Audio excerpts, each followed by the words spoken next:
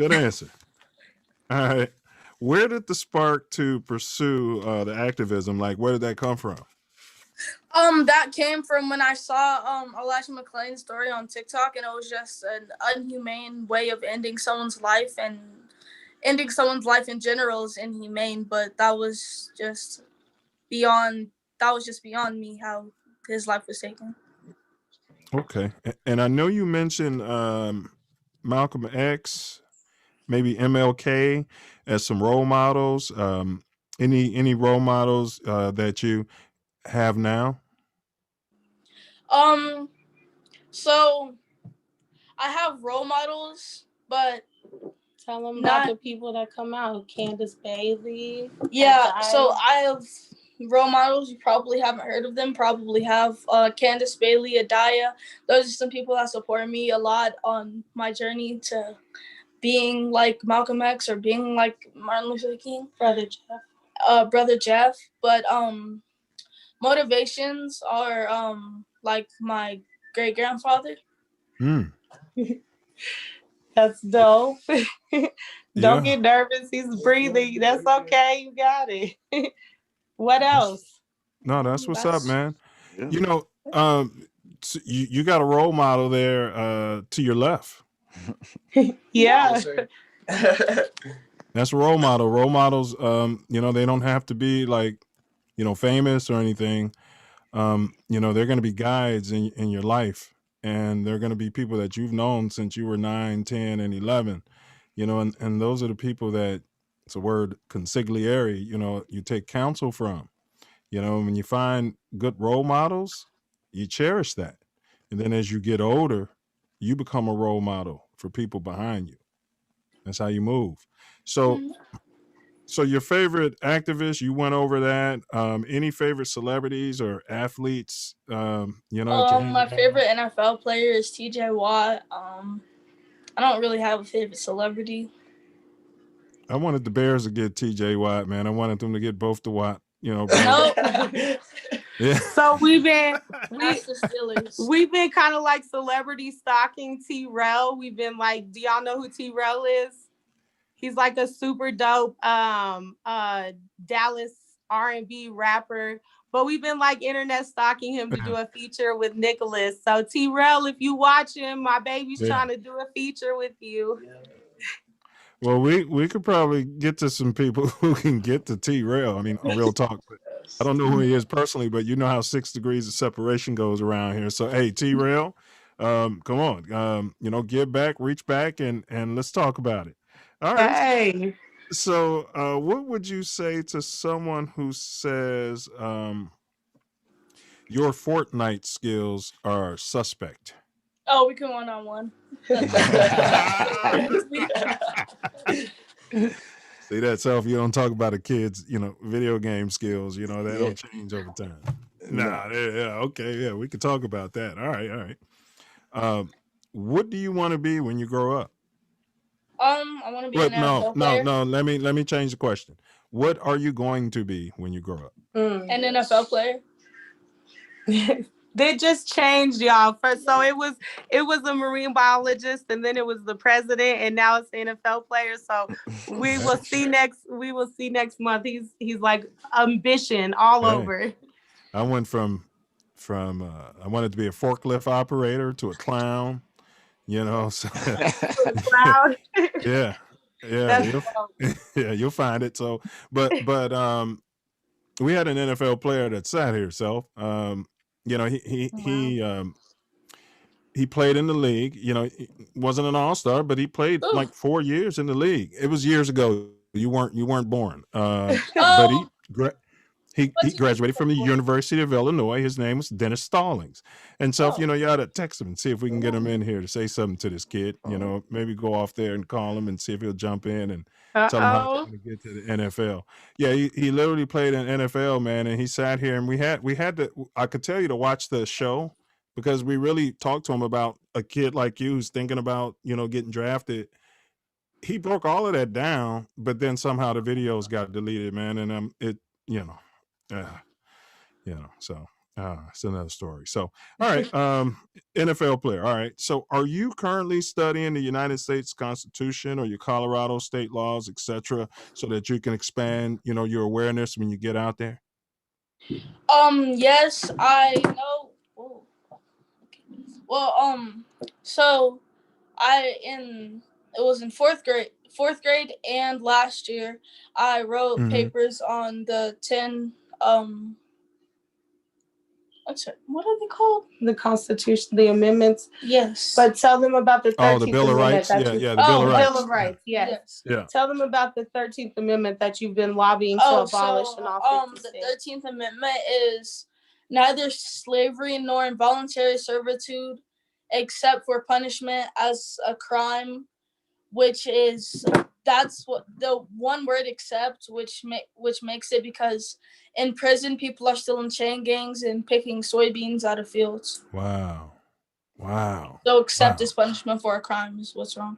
He can touch on qualified immunity too. He's been lobbying to end qualified immunity in all 50 states as well, and he has also been lobbying to increase the time for sexual offenders, because most nonviolent drug offenders are getting 3 times more time than sexual and violent offenders.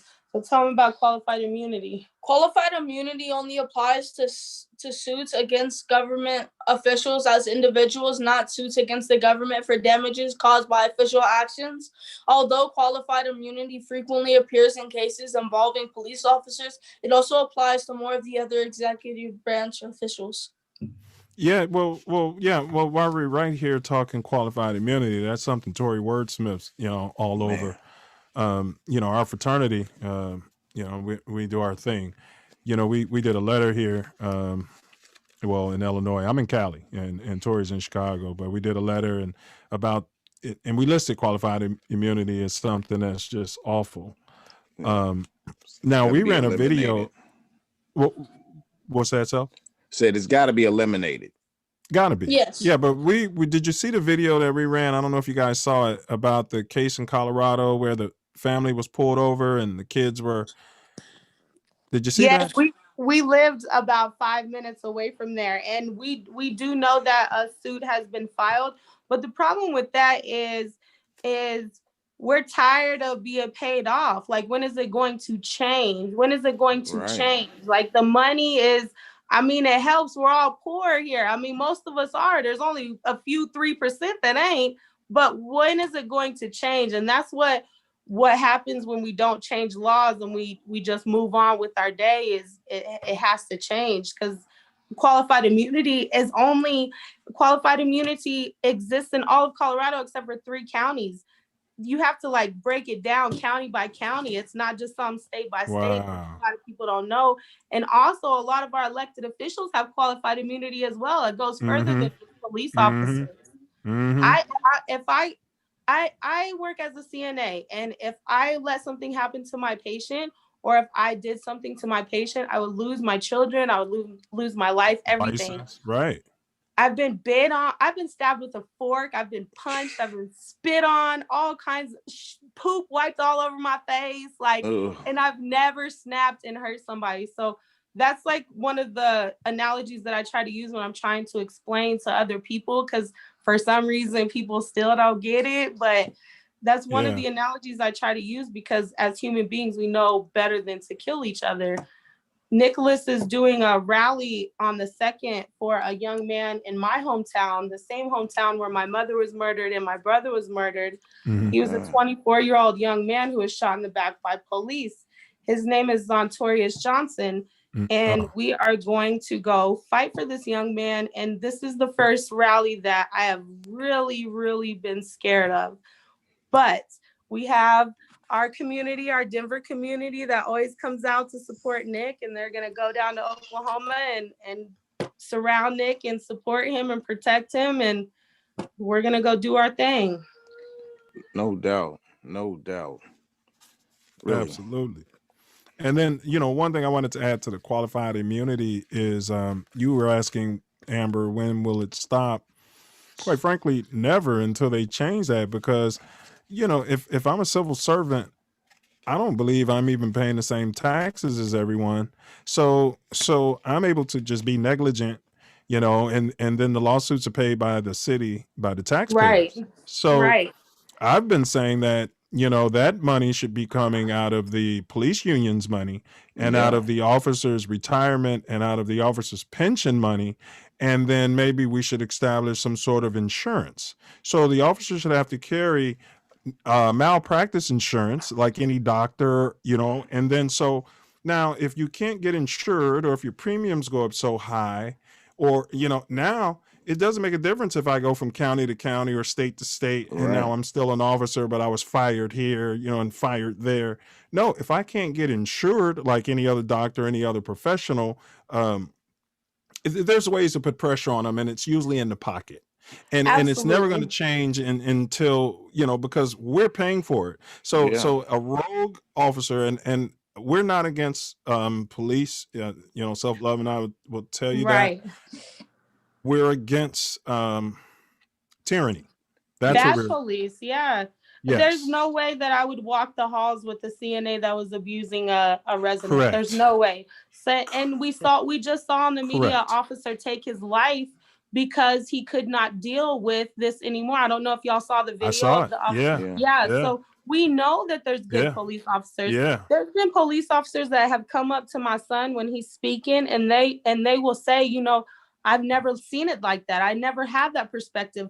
I've never lived that life, so I didn't know. And thank you for telling me. So there is a lot of room for work and conversation and all that, but there's got to be boundaries set for the people that have always controlled power and have always knocked down any initiative to move forward. We've got to take those factors out. They got to Facts. go. It's just like treason. Like you're really a terrorist to us, like, because you're against our people, you're against us. So And I Facts. hate to echo the sentiments of a racist, but some of my friends are policemen. You know what I mean? You know what I mean? I hate to say that, but I actually grew up with a couple of policemen, and you know what I mean? And right. it's tough. So I'll try to tell people, no, they're not all horrible. They're not all horrible. And people are like, no, they're all horrible. And it's tough. It's tough, It's a tough job. Oh Yeah. yeah, I got an uncle right now that will go to war for my baby, and he's a police officer. He knows what my baby's up against, and he's on our side. There's the Brown Berets come out every time Nicholas speaks. My